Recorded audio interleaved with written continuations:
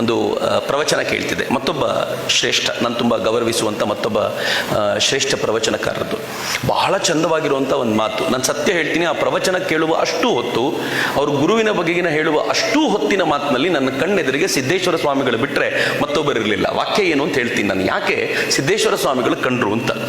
ಆ ಮನುಷ್ಯ ಬಹಳ ವಿಚಿತ್ರವಾಗಿ ಪ್ರವಚನದಲ್ಲಿ ಹೇಳ್ತಾರೆ, ನಾನು ಗೌರವಿಸಿದ ಆ ವ್ಯಕ್ತಿ ಅವರು ಹೇಳ್ತಾರೆ, ಗುರುಗಳಿಗೆ ಗೌರವ ಕೊಡಬೇಕು ಅನ್ನೋ ವಾಕ್ಯ ತಪ್ಪು. ನನಗೊಂದ್ಸಲ ಗಾಬರಿ ಅನ್ನಿಸ್ತು, ಏನು ಹಿಂಗೆ ಮಾತಾಡ್ತಾರಲ್ಲ ಅಂತ. ಗುರುಗಳಿಗೆ ಗೌರವ ಕೊಡಬೇಕು ಅನ್ನೋ ವಾಕ್ಯ ತಪ್ಪು, ಯಾರಿಗೆ ಗೌರವ ಕೊಡಬೇಕು ಅನ್ಸುತ್ತೋ ಅವರುಗಳನ್ನೇ ಗುರುಗಳಾಗಿ ಸ್ವೀಕರಿಸಬೇಕು ಅಂತ. ಏನು ಚೆನ್ನಾಗಿದೆ ನೋಡಿ, ಅತ್ಯದ್ಭುತವಾಗಿರುವಂಥ ಸಂಗತಿ ಅದು. ನೀವು ಗೌರವ ಕೊಡಬೇಕು ಅಂತ ಒತ್ತಾಯದಲ್ಲಿ ಗೌರವ ಕೊಟ್ಟರೆ ಏನು ಬಂತು? ಅದರಿಂದ ಏನು ಲಾಭ ಇಲ್ಲ. ಆದರೆ ಅಯಾಚಿತವಾಗಿ ಗೌರವಿಸಬೇಕು ಅಂತ ನಿಮ್ಗೆ ಅನಿಸಿತ್ತು ಅಂತಂದ್ರೆ ನೀವು ಸೈಲೆಂಟಾಗಿ ಹೋಗಿ ನೀವೇ ನಮ್ಮ ಗುರುಗಳು ಅಂತ ಸ್ವೀಕಾರ ಮಾಡಬಹುದು ಅಂತ ನನಗೆ ತಕ್ಷಣ ಅನ್ನಿಸ್ತು.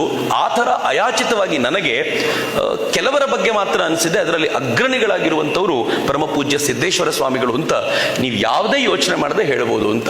ಅವರಿಗೆ ನಮಸ್ಕಾರ ಮಾಡುವಾಗಲೂ ಕೂಡ ಏನು ಶ್ರದ್ಧಾಭಾವನೆ ಹೊರಹೊಮ್ತಿತ್ತು ಅಂತಂದ್ರೆ, ಸಿದ್ದೇಶ್ವರಪ್ಪ ಅವರು ಎದುರುಗಡೆ ಸಿಕ್ಕಿಬಿಟ್ರಲ್ಲ ಅನ್ನುವಂಥ ಅತ್ಯಂತ ಶ್ರದ್ಧಾಭಾವನೆಯಿಂದ. ನಾನು ಯಾಕೆ ಇದನ್ನು ಹೇಳ್ತೀನಿ ಅಂತಂದ್ರೆ, ನಾನು ಬಹಳ ಹಿಂದಿನಿಂದಲೂ ಕೂಡ ಅನೇಕ ಸಾಧುಗಳ ಒಡನಾಟದಲ್ಲೇ ಬೆಳೆದವನು.